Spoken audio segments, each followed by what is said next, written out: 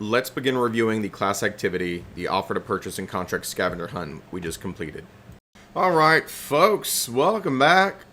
It sounds like y'all were solving all the problems in there and getting it all figured out.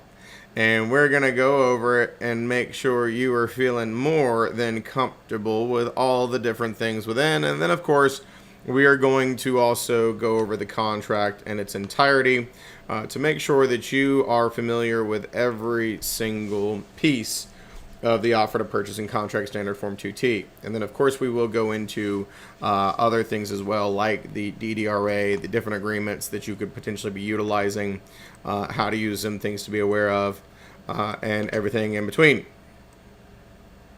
So, as I stated before, I obviously shared the version of the contract with you that is marked up for the new year, right? The 2024 licensing year, because it is switched and there's just been a couple updates. Not a huge amount, but that would be the differentiation in pages because, as I said, the offer to purchase and contract 2024 version is still just 17 pages. But if you looked at this marked up version, because they left that language in there, just show the pages, there are 18. So that's the only differentiation with pages. The provisions are all going to be the same. And so depending on which one you were looking at, we may have to navigate back and forth, but we'll make sure that we cover all of our bases there. So let's start with question number 1, folks. The house is destroyed by fire.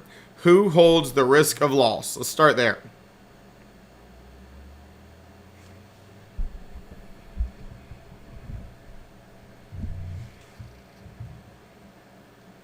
Page 12? Page 12. Yeah. So this provision right here, let me zoom in just a touch more. It is. So folks, yeah, let's talk about this, okay? The seller holds the risk of loss. It is the seller's property up to and through closing. It is not considered the buyer's property or the buyer's problem until we have recorded the deed. So the seller holds the risk of loss. Now, let's just go ahead and group A and B together. All right, because seller holds the risk of loss and need to maintain insurance. And then the second question was, what are the buyer's options? This provision very clearly identifies that. So here's what it says, and there's a couple learning points here. Condition of the property at settlement. If the property is not in substantially the same or better condition at closing as on the date of this offer, reasonable wear and tear accepted, buyer may terminate this contract by written notice delivered to seller, and the due diligence fee and earnest money deposit shall be refunded to buyer. If the property is not in such condition and the buyer does not elect to terminate this contract, buyer shall be entitled to receive, in addition to the property, the proceeds of any insurance claim filed by the seller on account of any damage or destruction of the property. So let me explain a couple big pieces here. What we're saying is, let's just go for the full extreme. If the house was to catch on fire and burn down partially or completely, since the house is not in the same or better condition as on the time of the offer, the buyer could elect to terminate and get their due diligence money back because it's not their fault. However, it says the buyer could elect to move forward and be entitled to the insurance monies that the seller would get. Now, folks, understand that is an option in this contract, which is kind of funny. Under basic contract law, most sales contracts would die with destruction of the property. But because of this specific provision, this one could survive destruction of the property. But please understand the biggest ramification here. If the buyer is getting a loan, the lender is not going to still fund it if the house burns down or is destroyed or damaged. So unless you're a cash buyer, you're going to have to terminate anyway. Now, I'll tell you the other big piece here, and then I'll give you some real world insight. Folks, yeah, burning down, catching on fire, like those are extreme level things. But even if something as trivial as like hail damage happens, folks, if the hailstorm comes through while your buyer's under contract and the roof now has hail damage, it has to be fixed before you close. If they damage something when they're moving out, if they, anything happens. So that's a very important provision to understand. That property has to be in the same or better condition as on the time that your clients got under contract. Now, let me give you a word of caution here. I didn't notice it, and it wasn't that way, are two very different things. And so, big word of warning here. If you were ever a buyer's agent helping somebody purchase a property and you were walking through the house and you see a rug in a very odd place, in other words, you look at it and you're like, huh, that's a weird place for a rug, you better lift it up and look under it. Because let's say that there is, wood damage, flooring damage, something underneath that rug and you don't look. Well, what's going to happen is you're going to get to the final walkthrough. You're going to see it now that the rug's gone. You're going to be like, no, no, no, this is not the same or better condition. And they're going to tell you, nope, that was there. You just didn't lift the rug. So very important to understand the differentiation. Okay. If it's something that you can prove happened after you got under contract, they do have an obligation to fix it. And if they don't, then you can terminate and get your due diligence. Folks, true story. I taught this class a couple years ago, and I had a student in my class, and it wasn't this one actually. He was in my 301 class and my 303 class, and then he ended up taking 302 after.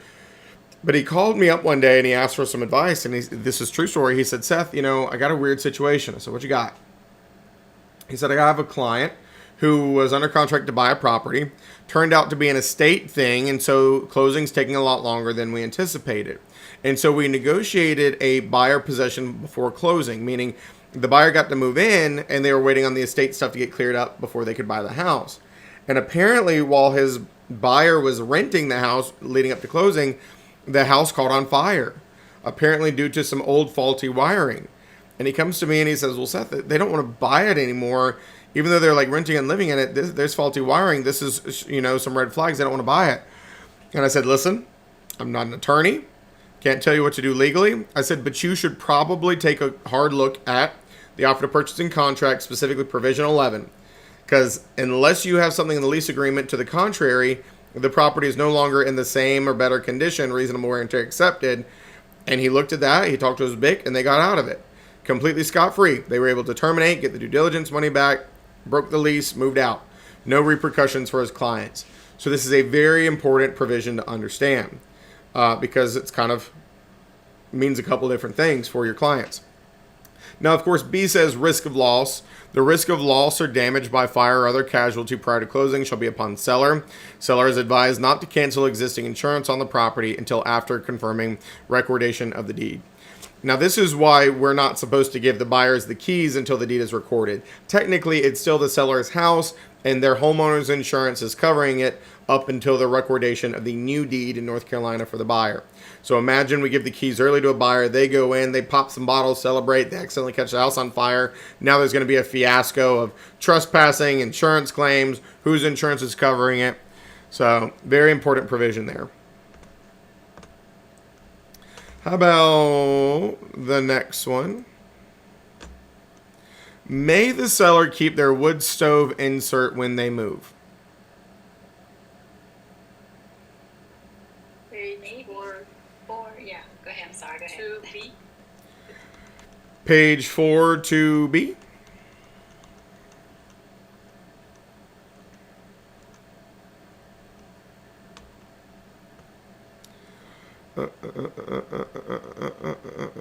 You talking about this area right here? Yeah, but I said item E. Item E? You can actually, page 4, item E, because you can actually put it in the, be specific, right? You got to put it in there.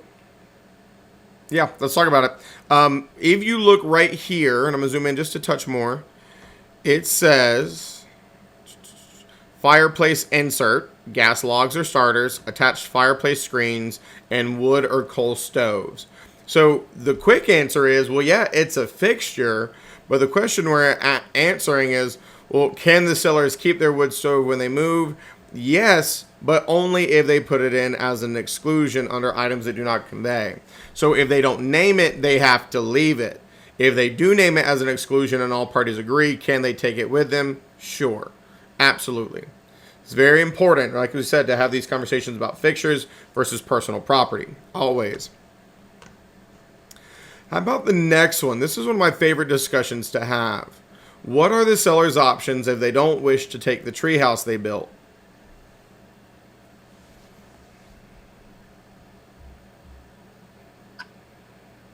It's the same. Page 4, 2B. Page 4, other items that do not convey?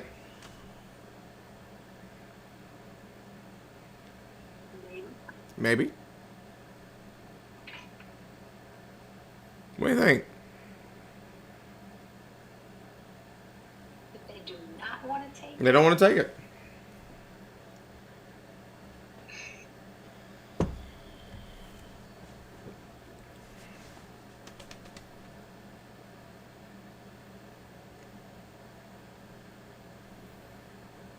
Treehouse, sellers, Three personal properties.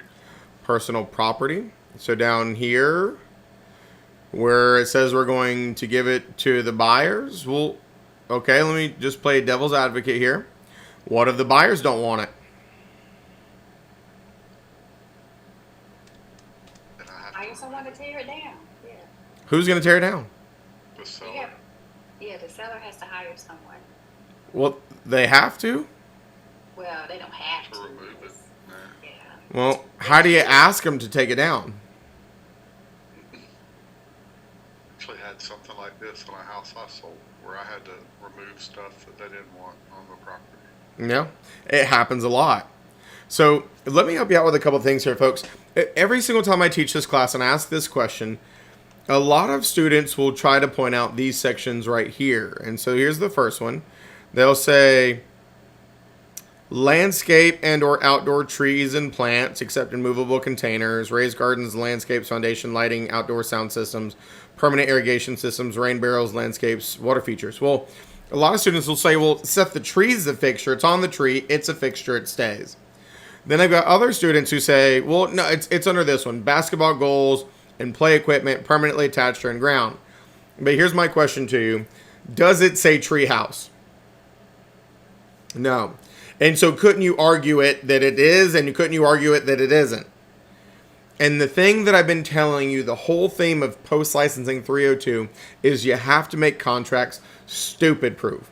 And so the answer is have a conversation. If the buyer wants it, yes, you'd put it under personal property that conveys. If the buyer doesn't want it, we need to tell the seller to take it down because a treehouse is a big liability if you don't want it. Because it could be dangerous, it could be falling, it could hurt somebody. There's a lot of different things. And so, no, there's no way to do it on this contract. But yet again, think back to that document I told you about the roof. You could attach an additional provisions addendum and say, no, we want you as the sellers to tear down and remove this treehouse. You could ask for that. But you need to make sure that you have this conversation because if you don't, and the seller says, I'm leaving it, the buyer says, we don't want it. Now on the day of closing, we've got a delay because we've got two parties not agreeing on something. Folks, anytime the buyer and the seller are not agreeing, it delays the closing, it delays our payday, it makes a bigger headache. We've got to make these contracts absolutely stupid proof. Let me give you an example of this. You know how I made the joke about the hot pink frog earlier? I had clients that purchased a house in Wake Forest a few years back, and the homeowner had done a lot of things himself, and it was obvious that he just got power tools for Christmas one year, and he had never done any carpentry work at all. So it was just all kind of janky and just crazy.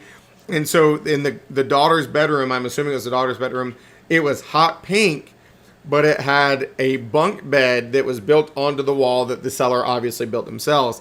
And it was kind of a janky bunk bed. And so we sent an additional provisions addendum and we asked for them to remove the bunk bed prior to closing. Folks, that additional provisions addendum is extremely useful. When there's things like Rob said, where the buyer doesn't want them, they don't want to deal with them, you need to ask to remove them. Even things that you would think would be obvious, don't ever assume anything. Sometimes people have piles of tires or glass or trash or things in their yard, but it's hidden in the backyard so they think you're not going to care. Ask for them to remove it. Because otherwise it's not clear that that's the expectation, and then you're fighting with people at closing. You've got to spell it out. It's the easiest thing to do. It just takes a conversation. Make sure we're both on the same page, put it in the contract. How about number 4? Identify the steps for closing a purchase transaction. What do each of the steps mean? Where'd you find the steps?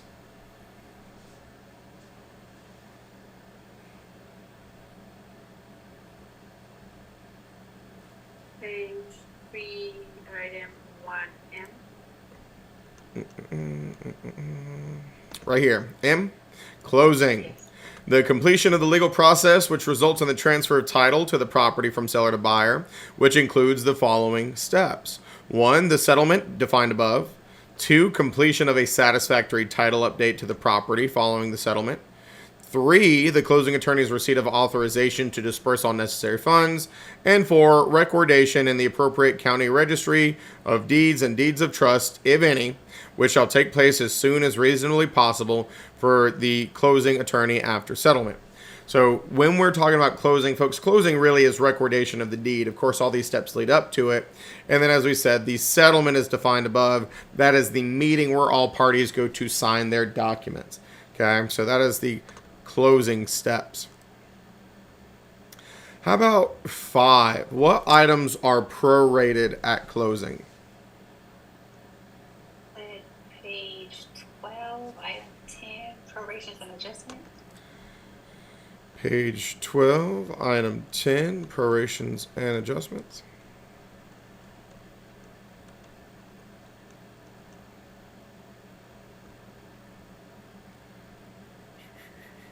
Right here. Yes. Unless otherwise agreed, the following items shall be prorated with the seller responsible for the prorated amounts of any taxes and dues through the date of settlement, and the seller entitled to the amounts of any prorated rents through the date of settlement, and either adjusted between the parties or paid at settlement.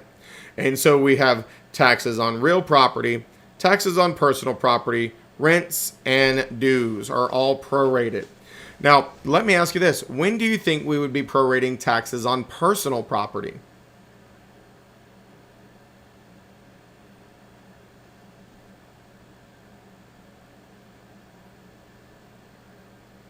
Well, personal property you won't, right? A vehicle? A vehicle? It could happen, Desiree, right? I mean, I'm sure crazier things have happened where somebody negotiated the car as part of the transfer. But you're on the right track there, but maybe not a vehicle. What else might have personal property taxes? Oh, David, you're muted.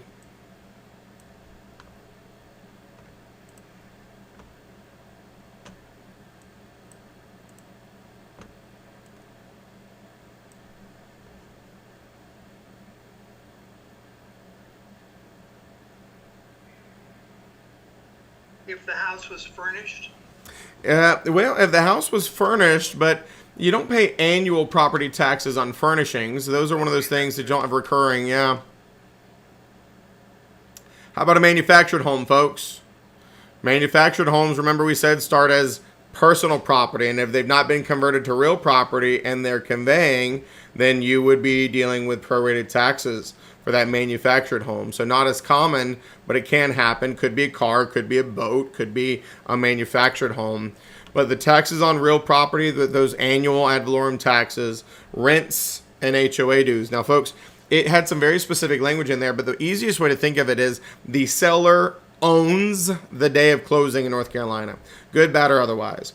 So that means they are responsible for the tax prorations from the first of the year up through and including the day of closing. They are responsible for the HOA dues from the first of the year up through and including the day of closing. Now, when we get into things like rents, okay, I want you to think about how rents work. What we're saying is the seller is entitled to keep the rent money on the day of closing or for the day of closing. And so if we're dealing with rent, if we had an occupied property where they're paying $2,500 a month and we're selling somewhere around June 17th. So what that means is the seller has already received the $2,500 on June 1st because they are the landlord. And so what would happen is we would have to calculate the amount of money that they were entitled to keep. They're not the landlord after the 17th. So what that means is the seller would get to keep the money that they were due from June 1st through June 17th, and then the buyer would be the landlord starting on the 18th. So that's what I mean, good, bad, or otherwise, the seller is entitled to the day of closing. And so let me just show you what this would look like from a calculation point of view. When you're calculating rents, it's a little bit different than calculating taxes.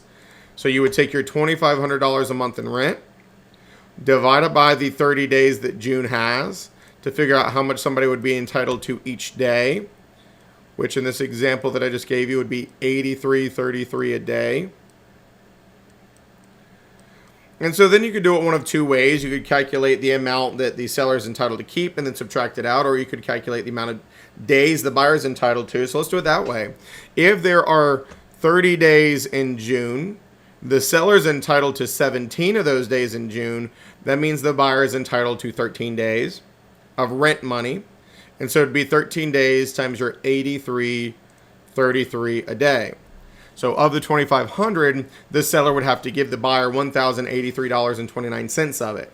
So on the closing disclosure, which we're going to get into here in a little bit, that would be a seller debit of $1,083.29, taking it from the seller, and a buyer credit of $1,083.29. So we're going to take a moment later to really get into the tax prorations and the rents and the closing disclosures. All of those will get introduced today. But just to give you a quick little insight into the way that this works. Remember to, now that you're in post-licensing, you're in the big leagues, there is no such thing as 30-day month, 360-day years. It is always 365-day calendar year, calendar month. So you've got to know. Now, just a little tip, folks, because some people, listen, it's funny because our teachers always said, well, you're not always going to have a calculator in your pocket. You're not always going to have a calculator. But we do. We literally have a calculator, a calendar, the internet, the entire world's knowledge in our pocket all day, every day. So some people don't actually bother to remember how many days are in each month. That's okay. The biggest trick, folks, to remember if you don't know them is the knuckle trick. Because then if you start looking, every place there's a knuckle, there's 31. Every place there's not is 30, except for February. So it's January, February, March, April, May, June, July, August. So then July and August are back-to-back 31 days. September, October, November, December. That's the way to do it. It always works. David, you don't like that way? No, that's more complicated. How do you remember it? I have a verse, April, May, and December. I can't remember what it was. 30 days has September, April, June, and November. All the rest have 31, except for February, which is 28. Yeah. That's another way to do it. But then that's still memorization. I mean, you know, the knuckle, I always did the rhyme too, but one of my students were like, I like the knuckle trick. And I'm like, you know, that's actually pretty easy because it is, you know, 31, 28, 31, 30, 31, 30, 30, 30, or I'm sorry, 30. It's just whatever works. Now, I mean, the problem is you can't have your phone on the test, but I will tell you, you know, there's only like 2 months on the test that you would need to know, and I'll make sure that it never comes down to that. So we'll all be fine. But no 360-day, 30-day months anymore. You're in the big leagues now. So next question here. What is the buyer's remedy in the event the seller does not remove garbage and debris from the property prior to closing? Page 10, item D. Page 10, item D.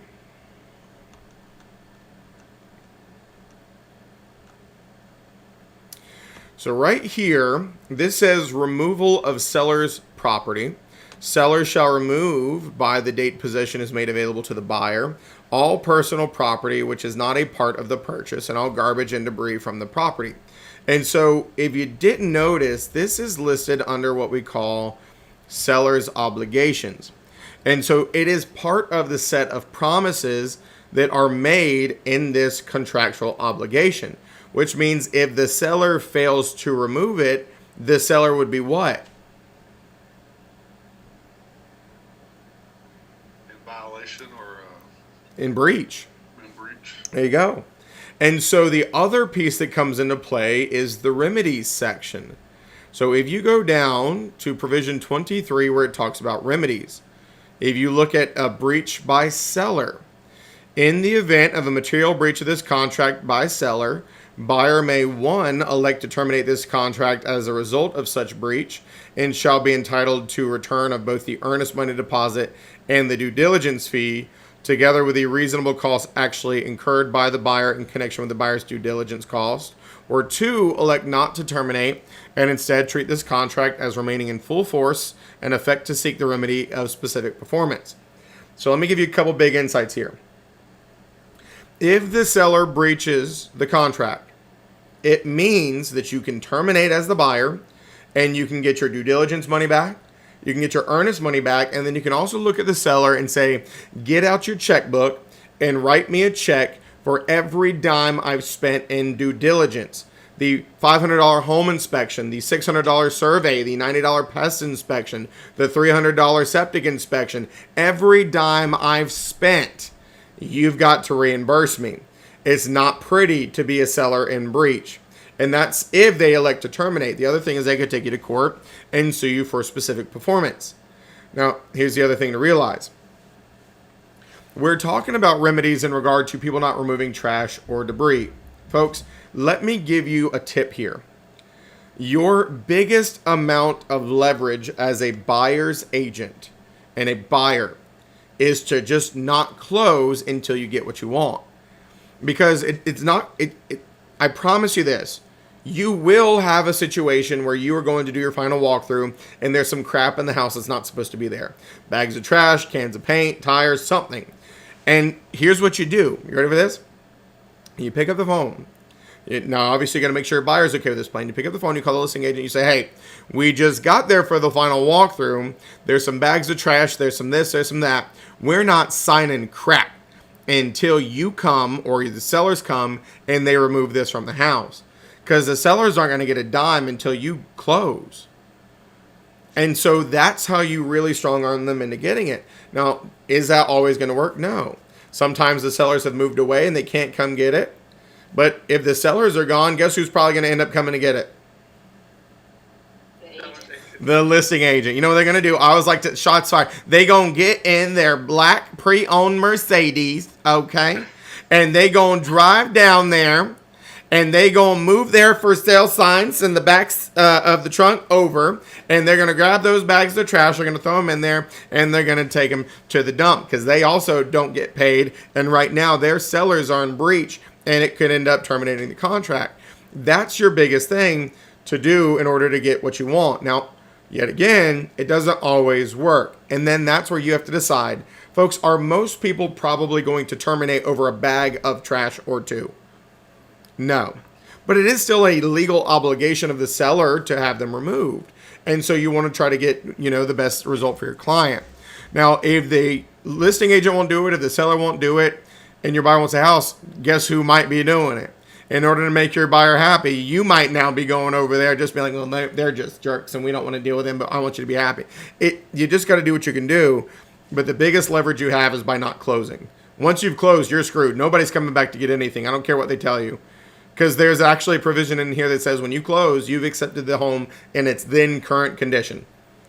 Can't go back after the fact. So, very, very important piece there. How about 7? What fees are the seller responsible for at closing?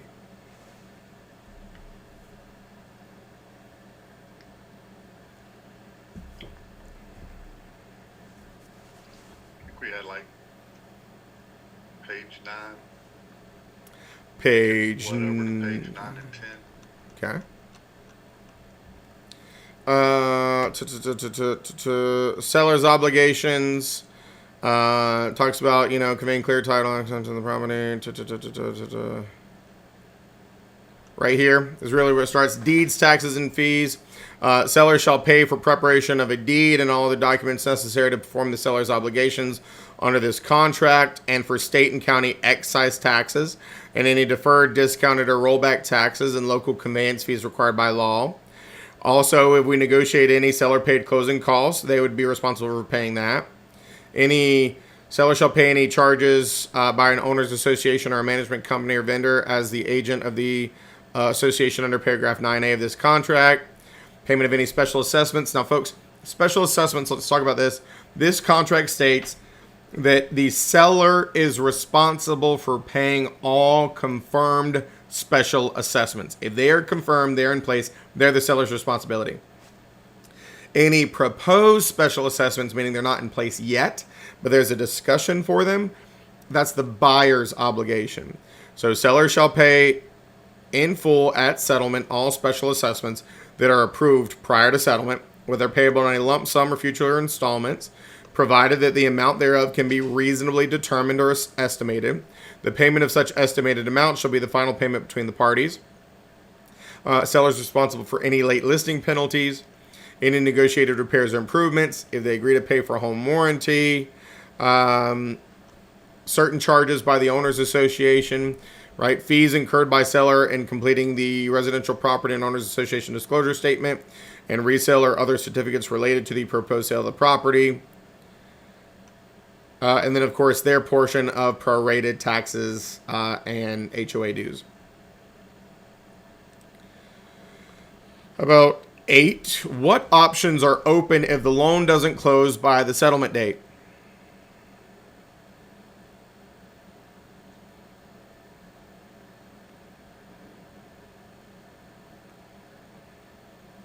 Page 12.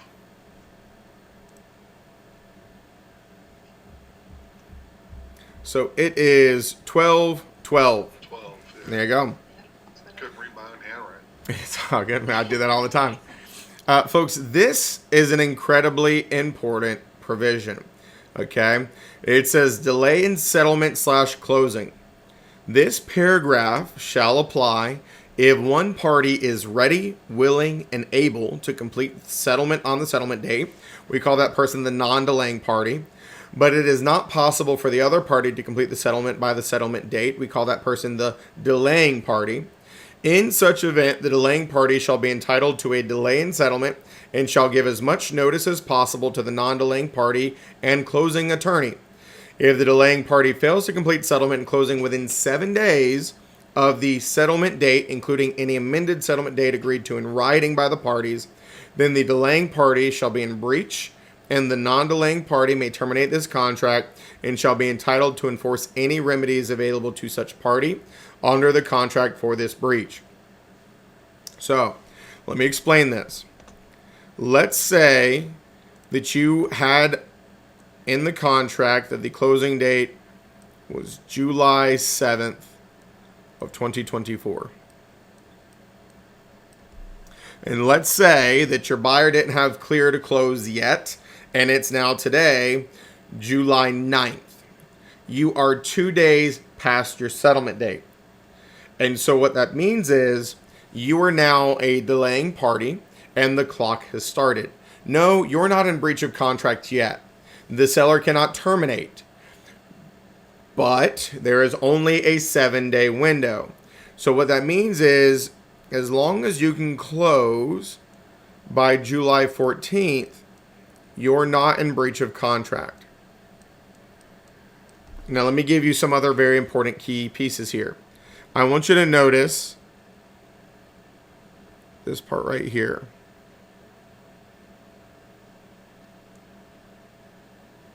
It says, shall give as much notice as possible to the delaying party and the closing attorney. Folks, that's very important. Because if it is an occupied property and the seller is moving out, they're probably moving somewhere else. And so let's say that the buyer is the delaying party. Don't wait until the 7th when you were supposed to close to say, oh, we're not going to be able to close today. They've got their moving truck packed up. They've got their toothbrush in there. They've got nowhere to sleep. They're now having to delay their closing. They are going to be mad as a hornet. Okay? You've got to notify them as soon as possible. Let me tell you the real reason why. Yeah, they can't terminate against you as long as you're in that 7-day window because you have that protection. But folks, if you cause the seller to incur a whole lot of stress and headache and additional expense for the moving truck because you didn't notify them in time that it's going to be delayed, and now that it's got an extra $3,000 in moving truck fees, when that 15th hits, good luck. Because now you're 1 day outside of that window. You're now officially in breach. There's nothing stopping the seller from terminating against you, keeping your due diligence and your earnest money, and telling you to go to... You with me? Yeah, you have 7-day protection, but if you don't make it amenable, if you don't communicate with them, if you screw them over, they will be relishing the opportunity to screw you over. So you've got to notify them long before this ever happens. Otherwise, it's not going to be pretty. It gets nasty, it gets heated, it's a problem, but there's no legal recourse in that 7-day period. What you got, Katina? You look like you're about to say something. Yeah, because let's say they missed the 14th and the 15th is here.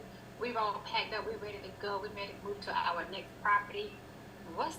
We got to go to court now? Like, what's the next thing? Okay, I get my due diligence back. I get my earnings money back. But that's still a lot more that I need from you because you did not, Well, you're talking about if the seller's the delaying party? Yes. Well, yeah, I mean, so either party could be the delaying party. Now, here's... No, the buyer. Well, if the buyer gets to the 15th and the seller wants to terminate, the buyer's about to be screwed because now the seller gets to keep their due diligence, the seller gets to keep their earnest money, and the seller can terminate against them, put the house back on the market and sell to somebody else. Now, here's the thing to understand, Katina. Just because you can doesn't mean you will. Ultimately, everybody probably still wants the house to sell.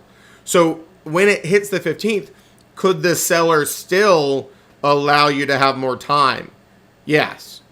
But understand, you are legally in breach. Remember, breach never automatically terminates a contract. So your buyers, it's now the 15th. If you're the buyer's agent, you call the listing agent, you say, hey, we can close the 15th. I know we're outside the window. I'm so sorry. And they say, it's fine. Let's just close on the 15th. You're fine. You'll close all as well. But if you can't close on the 15th, the 16th, the 17th, that gives the seller, the pressure is on you. They can terminate at any time and keep all your money. And that's just the way that this works. Beth, Yep. when I'm a buyer's agent, are there things that I need to be watching out for that may delay that's kind of common? The a mortgage thing or a loan? Yeah, the biggest thing is just to, number one, talk to the lender. One of the biggest things that can delay closing, not by 7 days, but one of the biggest things that can delay closing, we're going to talk about it in a later section, is if the buyer/the borrower doesn't receive the closing disclosure at least 3 days prior to settlement. The TRID rule requires that they can't close if they haven't gotten a copy and acknowledged the closing disclosure at least 3 days prior to settlement. So that could cause a delay. The other thing, David, is underwriting giving you the clear to close. And so always about a week out, you want to call the lender and you want to say, hey, how are we looking? Are we going to hit our closing date next week? That's the biggest thing. As long as the attorney's good and the lender's good, there's really nothing else you can think of that would cause any issues. Of course, when you get a little bit closer after you got clear to close, making sure that the buyers have the proper wiring instructions, that they wire it depending on where their bank is, if they've got the certified check, that it's all going to get there on time. Those are the biggest things. Okay, thank you. Yeah, for sure. Now, do understand that the seller could also be the delaying party. They haven't been able to convey clear title. Maybe there's a lien that needs to be satisfied. Maybe there's another co-owner that needs to sign. And so the same is true. Now, here's a couple other things to be aware of. This used to be 14 days, folks, but they did away with it. And the thing that you have to understand, people were using and abusing it. But the thing you have to understand is this 7 days is not just willy-nilly. It's not like you wake up one morning like, I'm really tired today. And a football game's on. I don't want to close today. I'll close tomorrow. That's not what it exists for. It's if you can't close, right, because of lending or some kind of crazy extenuating circumstance. That's why this is built in. Now, understand a couple of things. If you were to amend the closing date, so let me reset this here. If your closing date was the 7th, and you realized around the 2nd or 3rd that it's not going to happen on the 7th, and you go back to the seller and you say, hey, would you allow us to change the closing date to the 14th? If you sign an agreement to amend and all parties signed it and you change the closing date to the 14th, the 7 days changes with it. So now that you've changed the closing date to the 14th, you have until the 21st in order to close without being in breach of contract. Anytime that you agree and change the date, that 7 days changes with it. Now, here's the thing to be aware of. And I'm not saying do this, but there's a time and a place to know the strategies, folks. If I'm a listing agent and I'm just being completely honest, and your buyer has been a pain in the butt, nickeling and diming my sellers to death, asking for a million things, scheduling a million showings, and you've been a pain in the butt, and we get to the point and you come and you say, well, hey, we need to extend the closing date. Can we change it from the 7th to like the 10th? You know what I'm probably going to have my seller say is no. I'm going to say, well, you got a 7-day delay built in. There's no reason to amend it. So just get it closed. I understand that you're saying it's going to be the 10th. Well, we acknowledge this. We'll talk with the attorney about it. But we're not extending the date, because if you do, that extends their 7-day period. And you want to keep the pressure on them so that they actually go to closing. Now, of course, if the sellers have already moved out, if everybody's, been amenable, it's been a great, kind of transaction, and it doesn't hurt anybody, sure, we'll extend it just to be nice and give you the date. Now, let me give you a big word of caution, though. Let's say that you have the closing date of the 7th. Buyer comes back and says, well, hey, we're not going to be able to close until the 10th. Will you sign an amendment? And we say, no, we understand that we're going to be closing on the 10th, but we're not going to amend it because we don't want to give you that extension. You have to understand this. This is the honest goodness truth. Attorneys and lenders lose their minds if the paperwork doesn't match what we're doing. They do. And so they will come to you and they'll say, hey, we heard the closing date's now the 10th. We need an agreement to amend, changing the closing date to the 10th. And you've got to hold your ground. And you've got to email them back and you say, no. We understand and acknowledge that the closing date is now going to be the 10th, but we're not agreeing to change the closing date to the 10th. It will be done under their 7-day window that is granted in this offer to purchasing contract. They will ask you to sign an amendment, but you got to tell them no. I'm not giving them permission to change it to the 10th. They're doing it because they have that built in. And you got to stand firm, because they will try to beat you over the heads to get that paperwork updated. So you just send them an email and say no. So just keep that in mind. Okay, very important things to be aware of in this delay in settlement. And it's a very dangerous thing to be the person that's delaying, because if you go outside of that 7-day window, we got a problem. Now, also understand why it's 7 days strategically. Folks, on the closing, on the contract, you would have picked Monday through Friday for your closing date. Well, 7 days is exactly a week later, so no matter which day you picked, it's going to be that same day a week later. So that way you never have to worry about it falling on a Saturday, a Sunday, and even if it's a holiday, there's an exception by necessity if day 7 is a holiday, because no party could close on that holiday. So obviously it'd be the 7th day that you could close, but always consult with an attorney about that. So very important provision there to understand for that delay in settlement. And if you extend it, the days extend out as well.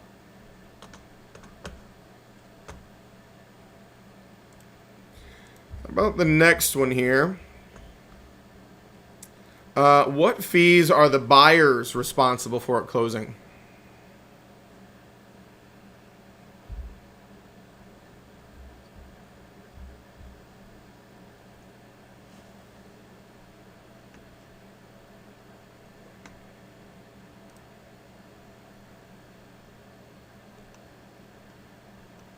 No fees? Page 8-6. Said page 8? Yeah.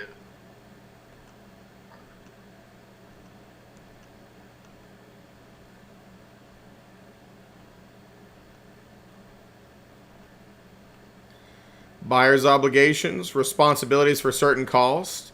So they're responsible for any fees in respect to their loan obtained, any charges by owner's association or management company or vendor as agent of the association, the appraisal, the title search, the title insurance, any fees charged by the closing attorney for the preparation of the closing disclosure, seller closing disclosure, and any other settlement statement, recording the deed, and preparation and recording all instruments like the deed of trust.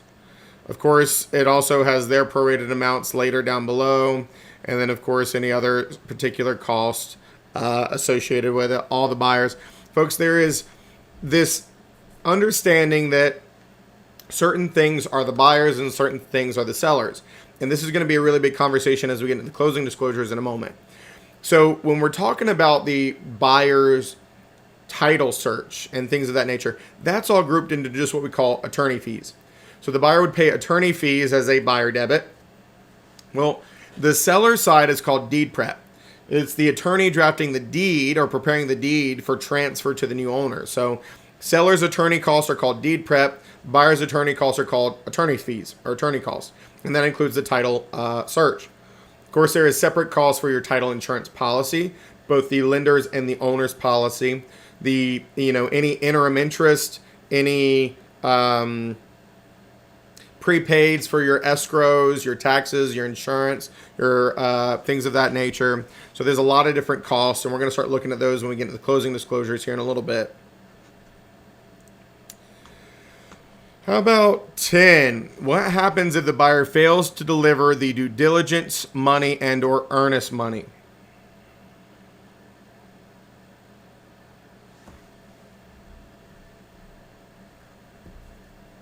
Page 2, item D, etc. This one right here is absolutely critical because of the language and the way that it's set up. Folks, let me ask you a question. When is the due diligence fee due?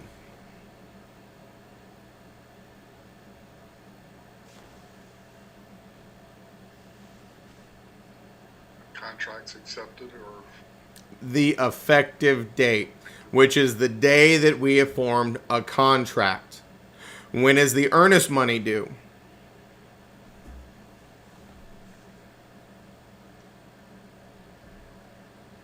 like a few days after that. 5 days. Look right here. 5 days. Yeah.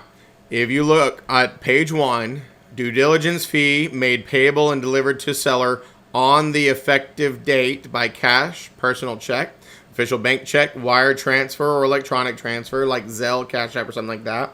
And then the initial earnest money deposit made payable and delivered to escrow agent named in paragraph 1F within 5 days of the effective date of this contract by cash, personal check, official bank check, wire transfer, or electronic transfer. So the due diligence is due on the day we get under contract, and the earnest money is due within 5 days of the day we get under contract. Now, folks, understand that it's not always possible or practical on the effective date, but that doesn't change the legal standing of this contract. And so you got to make sure that everybody's on the same page.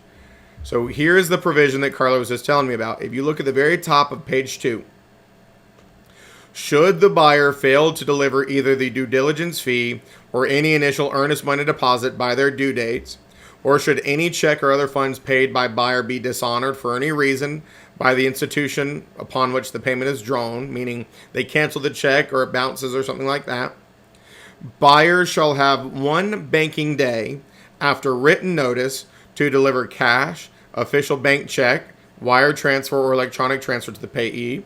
In the event the buyer does not timely deliver the required funds, seller shall have the right to terminate this contract upon written notice to buyer, and seller shall be entitled to recover the due diligence fee together with all earnest money deposit paid or to be paid in the future. In addition, seller may seek any remedies allowed for dishonored funds. See paragraph 23 for parties' rights to attorney's fees incurred in collecting the earnest money deposit or due diligence fee. So let me explain this. Let's say that in your offer that becomes a contract, you had $1,000 in due diligence money and you had $10,000 in earnest money. And let's say on the day you get under contract, the due diligence money is not delivered. And so the next day, what would have to happen is the seller or seller's agent would send written notice to you and the buyer. Okay, you're the buyer's agent, the buyer says, hey, we've not received your due diligence fee. It's now delinquent. That's that written notice. And now they get 1 banking day after receiving that written notice. A banking day is Monday through Friday. So let's say that I sent that notice on a Tuesday. They got until 5 o'clock on Wednesday. Okay, because that's the banking day. The bank closes at 5.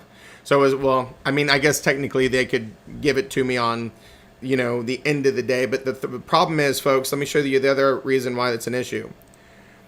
When we first put it in there, it can be paid by personal check. When they've not paid on time, if you didn't notice, it changes to cash, official bank check, wire transfer, or electronic transfer. That's what we call immediately available funds. There is no such thing as personal checks being allowable once you're now past that due date. So if you don't get a certified check and you try to pay us with a personal check, you're still in breach because you have not complied with this provision. So let me go back to what I just said here. If you look, you got your $1,000 and your $10,000. I would give you written notice, and you still don't deliver the due diligence check. Understand what this means. We now, because one banking day has gone by as the sellers, you're in breach.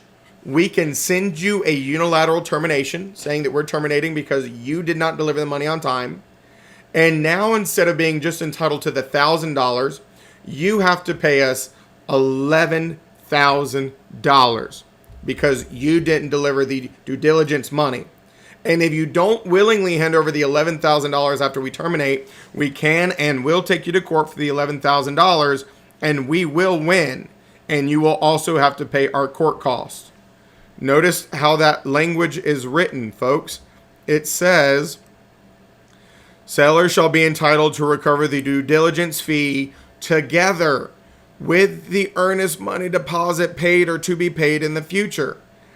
And the reason they did this is because there were so many buyers and buyer's agents they were getting under contract like this, $1,000, $10,000 in earnest money, and then they just wouldn't deliver it because they were relying on that $1,000 not being enough money to go to small claims court over. And so then the sellers were just screwed. Well, in order to deter this, this document was updated and says, if you don't deliver it, you're going to lose $11,000. And so what that's saying is your best course of action, pay them the due diligence, and then legally terminate during your due diligence period if you no longer want to buy the house. That way you're only losing $1,000 versus $10,000. Now, let me give you a real world example, folks. I told you I just had a listing. I got it under contract and immediately the buyers changed their mind.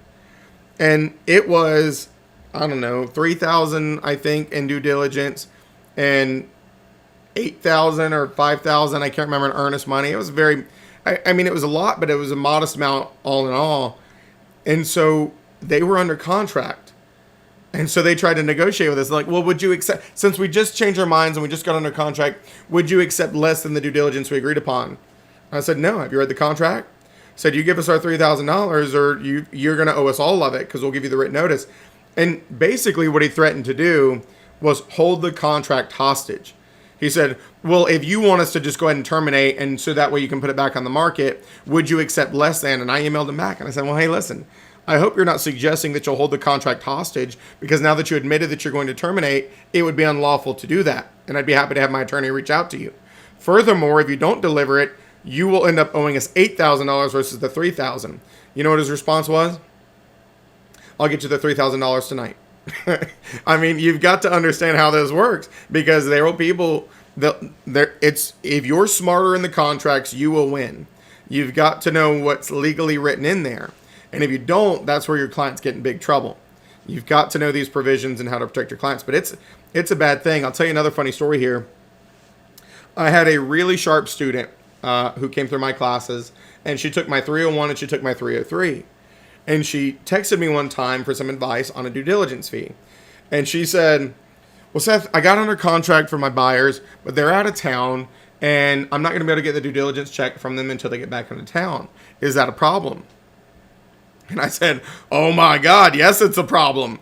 And so I about chewed her butt out, in a nice way, like, kind of like a father. I'm like, scold her because she should have known better. She came through my classes, but then I realized she didn't take my 302.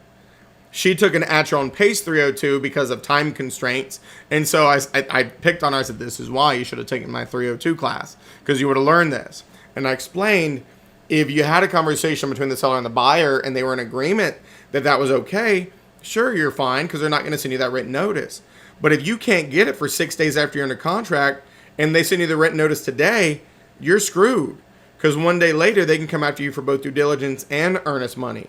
That's why you have to make sure that you are all on the same page on when this stuff is going to be delivered and how it's going to be handled. Because you can cause your clients to lose thousands of dollars in the blink of an eye. Like I said, I mean, $3,000, that's no fun to lose over a technicality, but it just happened. for these buyers because they change their minds, and contract is a contract is a contract. So very important to understand these pieces.